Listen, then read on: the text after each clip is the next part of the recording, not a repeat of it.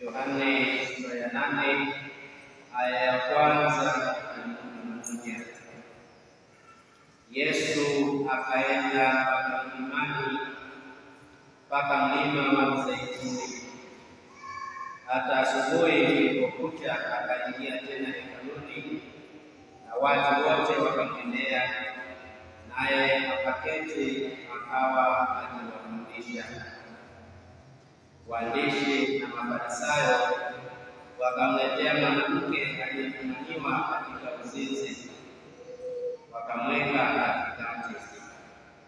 Wakamwambia, Mwalimu, mwanamke huyu amefumaniwa alipokuwa zizini.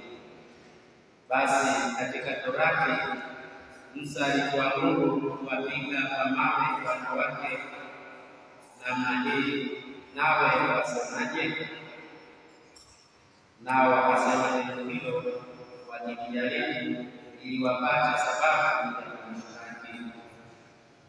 Lakini Yesu akainama akaandika kwa kidole chake katika nchi.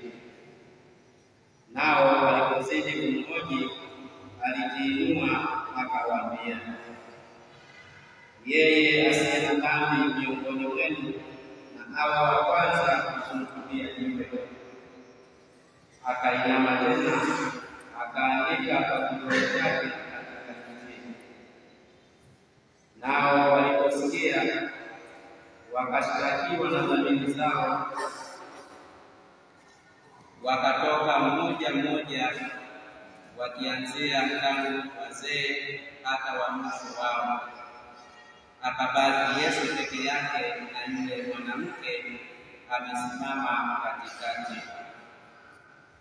Yesu akajiinua asimwone mtu ila yule mwanamke, akamwambia, Mwanamke, wako wapi wale washtaki wako? Hakuna aliyekuhukumu kuwa na hatia? Akamwambia, Hakuna Bwana.